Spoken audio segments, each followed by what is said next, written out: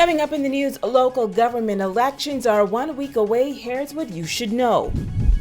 Also, an organization geared towards assisting families of murdered victims now on Grand Bahama. And ABACO preparing for the reopening of school. The Bahamas Tonight, the Northern Edition starts now. This is the Bahamas Tonight, Northern Edition.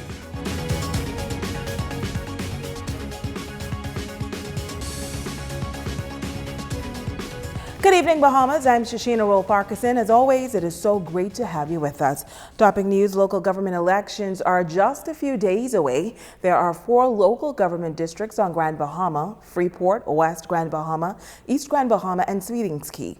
Tonight, the Assistant Parliamentary Commissioner here in Grand Bahama is addressing some of the concerns heading into the voting process. Jamila Mizik has our top story. Assistant Parliamentary Commissioner Denise Pinder seeking to clarify things ahead of the local government elections set for Thursday, January 27th. The same voters card that they used for the general elections last year, the purple voters card, that is the same card that they'll use for local government elections. With respect to where they're going to vote, even though the elections are by districts, the polling places have not changed. So it'll be the same polling places that you went for general elections. That's where you'll go to vote for next Thursday. Now she says there are some areas where there will not be elections. In the West Grand Bahama and Bimini constituency, if you live in polling divisions 1, 2, 3, 4, and 14, there will be no elections. But all the remaining polls, there will be elections in the West Grand Bahama and Bimini constituency. In Central Grand Bahama, the polling divisions where there will not be any elections would be Central Grand Bahama Polling Division 2. And then for Central Grand Bahama Polling Division 7, it was split into an A portion, which is the city area, and the B portion, which will be the settlement area. So persons whose voters card say 7, Central Grand Bahama 7, if you live in Williamstown or Russelltown, there are no elections. And if you live in Central Grand Bahama Polling Division 10, she says, that was split into 2 different voting blocks. If your voter's card says Bartlett Hill, there are no elections. But if your voter's card says 10 and you live in Hepburn Town, there is an election for voters whose address says Hepburn Town. In the East Grand Bahama constituency, polling divisions 2, for those residents who live from between High Rock and Gold Rock Creek, your card says polling division 2, there are no elections in that area. And if you live in Waterkey, you would be in East Grand Bahama polling division 5, there are no elections. All the other polling divisions for East Grand Bahama would have elections. All for Central will have elections, all for Marco City that I didn't call. All for Marco City will be involved in the election, and all for Pine Ridge will be held in the election. Now you can watch the ZNS community page to see all of the voting locations or pick up a handout for any of the constituencies from the Parliamentary Registration Department in the NIB building or the Administrator's office. Pinder noting that voters are entitled to 2 hours to vote in addition to their lunch hour. However, she says, if your workday starts at 10 a.m., it means that you would have had between 8 to 10 to vote, so you're not entitled to the 2 hours off. If your workday stops at 4 p.m., then you're not entitled to the 2 hours off because you have between 4 to 6 to go and vote. She adds that on Election Day, the sale of alcohol will be prohibited between the hours of 8 a.m. to 6 p.m. Shamila Mizik, ZNS Network News. Well, in the city of Freeport, a total of 24 candidates have filed nomination papers to fill the 9 seats on the council. Jamila Mizik gives us a rundown on who is running where in the city of Freeport. 9 councilors are needed to serve on the Freeport City Council. There are 5 candidates vying for the 2 seats in the Central Grand Bahama constituency. They are Marco Carey, Frazette Gibson, Solomon Morley, Derek Sands, and Michelle DeSaunders. In East Grand Bahamas, 6 candidates are battling for the 2 seats on the Freeport City Council. In that constituency, they are Rashard Adderley, Sandy Beverly Bolag, Arnett Coakley, Jordan Alexander Curry, Oswald Terrence Ellis, and Dr. Charlene Reed. 4 candidates will be on the ballot for Pine Ridge constituency. The top 2 finishers will go to the council. The candidates are Ernie Barr, Clifton Francis, Rayvano Ferguson, and Edwin Strawn. Marco City is the largest constituency and it has the largest number of candidates, 9 persons in total. They are going after the 3 seats on the council.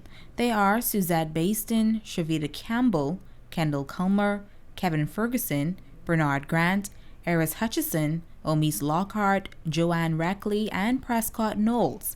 Elections will be held between the hours of 8 a.m. and 6 p.m. on Thursday, January 27th. Chumila Mizik, ZNS Network News. Well, the island of ABACO has 3 local government districts, North, South, and Central, and plans are said to be well on the way for the January 27th elections. In the Southern District, there are 4 town areas. There will be no election in the Cherokee Sound Township, and that includes Casuarina Point and Bahama Palm Shores, as only the required 4 candidates nominated. Elections will be held in Moores Island, where 5 persons are needed, but 7 candidates nominated. Now, in Sandy Point Town, 5 persons are needed and 7 nominated, and in Crossing Rocks, 9 nominated, but only 5 persons are needed for the town committee. Voting will be held at the school in each respective community. And with 13 public schools in ABACO, like the rest of the Bahamas, hundreds of students have been out of the classrooms for 2 years due to the global pandemic. But District Superintendent for ABACO and the Keys, Dominic Russell, says students and teachers are excited to head back to the classrooms, even if it is in a hybrid model. Patrick J. Bethel and Sherlyn C. Boodle will open first in the virtual environment. Sherlyn C. Boodle is still under repair, and Patrick J. Bethel, we are experiencing some staff shortage there. The ministry has endeavored to hire some teachers, but that process is still ongoing. And so that particular school, that's the high school, that will open in the virtual environment. But our smaller schools, though they will start in the hybrid mode, if they have the right conditions, we have been given permission to have them go full face-to-face. But of course, we're going to start in the hybrid mode because of the protocols that have been established. Now, she says there are 2 challenges that have been a problem in the past. That's internet connectivity and the frequent power outages. We got assistance from Rotary last year. I think they were able to raise $102,000 worth of data plans for our teachers and our children. We don't have access to that this year.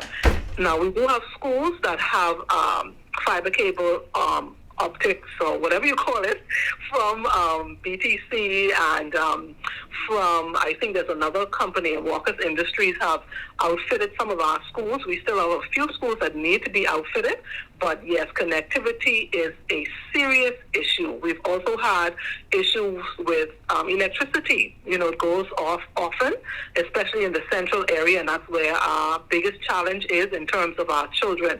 And so we are really grateful to be able to utilize the hybrid mode, even though Patrick J. Bethel will not be able to at the onset. But Central ABACO Primary, which also has over 500 children, will be allowed to have their children come to the school campus, and we're really excited about that. Awesome.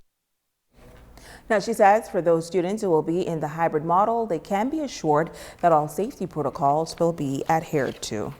Switching gears now, free COVID testing is set to begin at the Foster B. Pastina Center at Christ the King this Saturday, with the capacity to test some 200 people a day.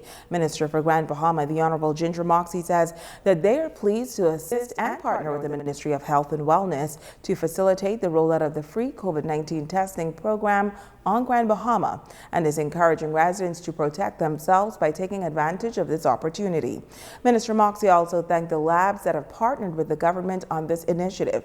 The COVID-19 free testing pilot program was rolled out in New Providence on January 8, 2022, following the success in Eleuthera, Inagua, Bimini, and the Berry Islands. Plans are underway to expand free testing to 8 Mile Rock next. Free testing is part of a larger government effort to reduce the impact of the new ultra-transmissible COVID-19 variants. Now, additionally, the government remains committed to combating the virus by expanding its vaccine and booster efforts, handing out medical-grade masks, setting stricter limits on the size of social gatherings, public education campaigns, and expanding healthcare capacity.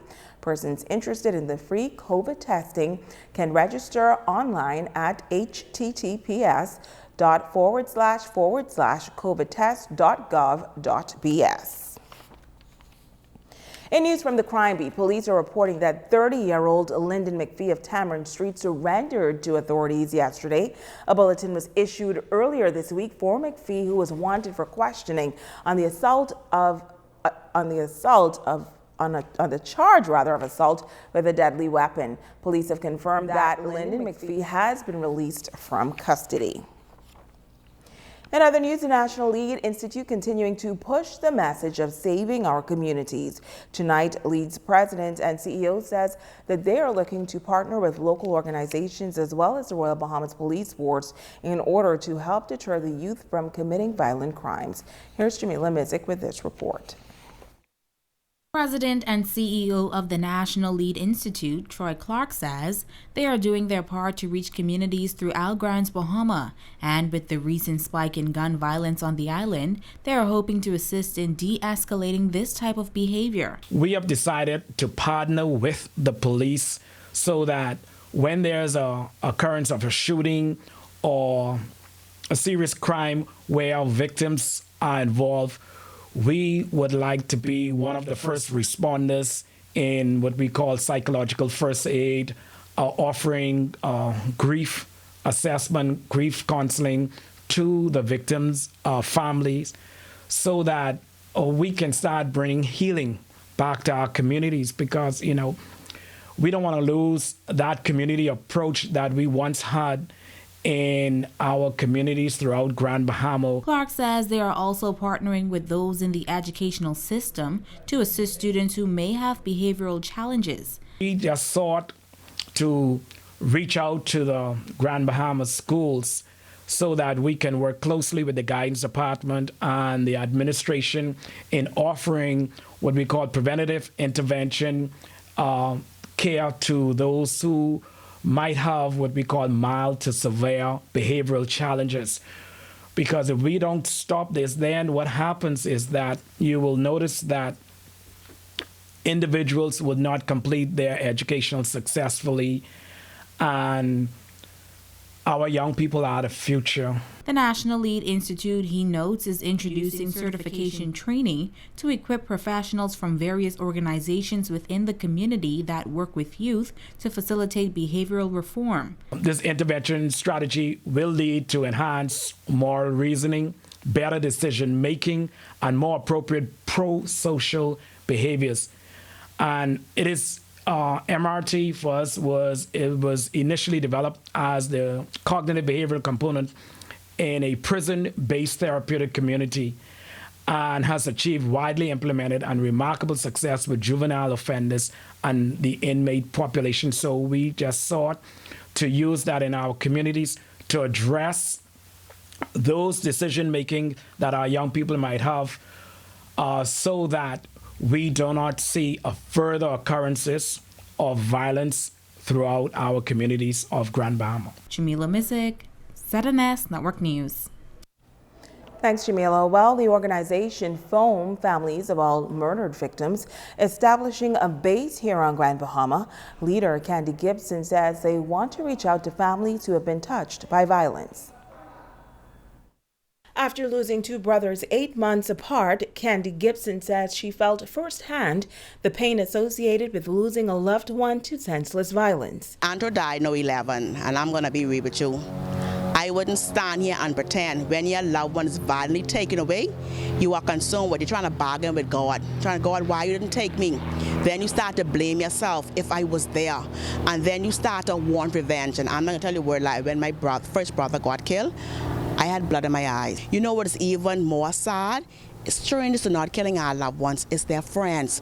Persons who would call your mom, who would call you big sis, who would be in your house, they're wearing your loved one shirt, they're changing their Jordans, their Clarks with them. They are the ones doing the killing. And so when my first brother had gotten killed, we know who had killed him, and so I want a revenge. But I will tell anyone today, thank God for prayers. But she says it was prayers instead that helped her to develop a passion to assist others who went through the same experience. Since establishing F.O.A.M in Nassau, which is called the Family of All Murdered Victims, she has made significant strides. I am a justice of the peace. God is good. I went back to school. I'm now in UB. And we have opened a female shelter. We have opened a full community center. We have pro bono attorneys on board that represent persons that they have little minor cases. Like during last year, we had the coconut water boys, and they were being hauled before the court for selling coconut water out their business license. And so we had attorneys on board who would go to court and represent them. We had solicit funds on Facebook for persons to be able to pay their fines and so forth. Last year, during the COVID, we were able to pay persons rent. With 12 murders on Grand Bahama late last year, Gibson says she was compelled to establish a branch on Grand Bahama, where she was already assisting some persons indirectly through Nassau. She is also getting the assistance of a woman whose loved ones have also been murdered, and she isn't afraid to admit that she has been on the wrong side of the law, but has now realized her purpose. I was always behind the scene, but I've decided that between my father business, Fox Fisheries, and F.O.A.M is where I'm gonna base my life on now. I'm not gonna be into whatever else going on around in the world. I've had my fair share of what I went through in my life. I had a baby daddy got murdered under my window. I had a baby daddy what got killed on a motorbike accident, so I'm not no stranger to that. I'm still a victim. I still have kids that was fatherless. So I took F.O.A.M on 100%, 1,000%. Wendy Fox says that it is no secret that she has been a problem to the system. But after her last incident with the police over a year ago, she has decided to partner with F.O.A.M in a public way. And she pledges that regardless of who needs help on this island, they are there to assist. Plenty people. I mean, I have plenty, because at the end of the day, I still have people that believed in me. I still have people that saw the change in me. So I had plenty people reach out to me and say they are very proud of me. When it comes to F.O.A.M and my responsibility, my job, I have to deal with whomever. I don't care what side they're on, the blue, the black, the red. Wendy Fox in Freeport is going to deal with whatever comes to our door. Stay with us. We'll be back right after this.